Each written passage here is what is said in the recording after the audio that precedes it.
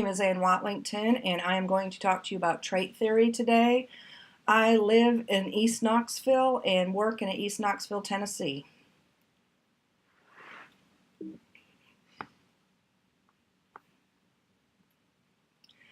I'm going to talk to you about the theorist Gordon Allport. He's the person who created the trait theory.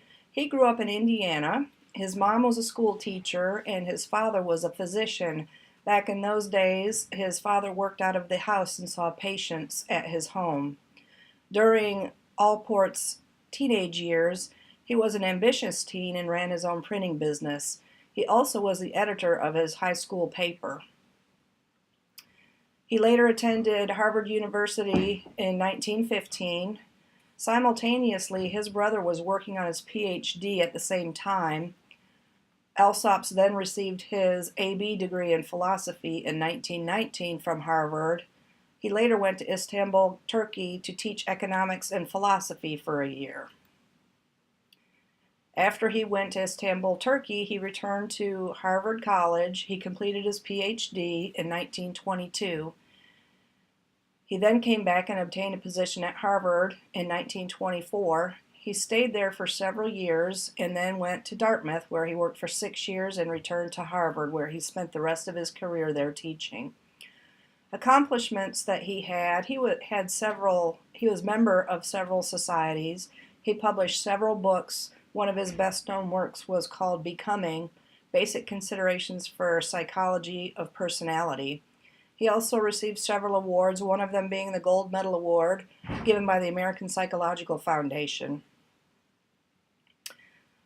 He published several books as well. These are the names of a few of them: Nature of Prejudice, Pattern and Growth of Personality, The Individual of His Religion, Personality and Social Encounter, Personality, The Person in Psychology. Just to give you an idea to somewhat describe the trait theory, the trait theory revolves around the idea that traits are born from within. You are adaptable, alert, ambitious, you're achievement-oriented, assertive and cooperative, decisive and dependable. Some traits are found to be suitable to leadership, while others are not considered to be that strong of a strong point for leadership qualities. Good leaders have the correct trait combinations. The thing about trait theory is that it focuses on the leader. Many other theories focus on a lot of different things and not just the leader. Trait theory does not focus on the audience, followers, or situation. And a quote by Kirkpatrick says, "Leadership skills were once thought to be a matter of birth. Leaders were born, not made." The trait theory refers to traits as dispositions, and according to Merriam-Webster, a disposition is defined as a person's inherent qualities of mind and character. So it's something that you are born with, not something or a skill that you can learn about. Allport created a list of traits while he was going through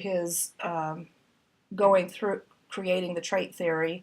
It resulted in 3 trait categories: the cardinal traits, central traits, and secondary traits.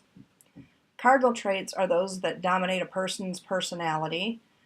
Central traits are characteristics like friendliness, truthfulness, kindness, and secondary traits are apparent in certain situations. Maybe somebody does not do well with conflict, but otherwise is a very good leader.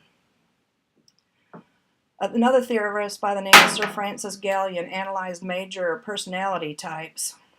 Allport and Odbert tested his hypothesis, and they created 4,500 descriptive personality traits. After coming up with such a long list, they reduced that to 171.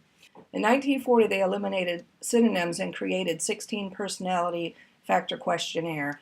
That resulted in the Big Five theory trait. So the Big Five theory trait emerged from Allport's trait theory. They ended up having 5 core traits of the personality. They're listed as openness to experience, meaning that somebody has intellectual curiosity and creativity. The second trait is conscientiousness, meaning they're dependable and organized. The third trait is extroversion, meaning they're social and assertive. Agreeableness means compassionate and friendly. Last one is neuroticism, which means they can experience unpleasant emotions easily.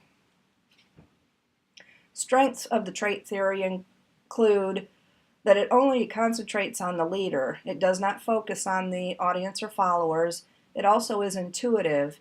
Intuition is difficult to describe, but basically intuition is that which you can identify without having to critically think through it and see what's going on. Research supports the theory, according to Northouse, that states no other theory can boast of the breadth and depth of studies conducted on it. So this theory has a lot of research behind it. There are some criticisms, which I have listed here. There is no definitive list of traits, which is, they came up with a list of 4,000 before. They brought it down to 191. So it's not cut and dry that there's a list of particular traits. It does not take into consideration of the situation. People may be leaders, but not in a particular situation, like the example I told you earlier where they don't do well with conflict. It's not particularly useful for training and leadership development, and according to Northouse, traits are largely fixed psychological structures, and this limits the value of teaching and leadership training.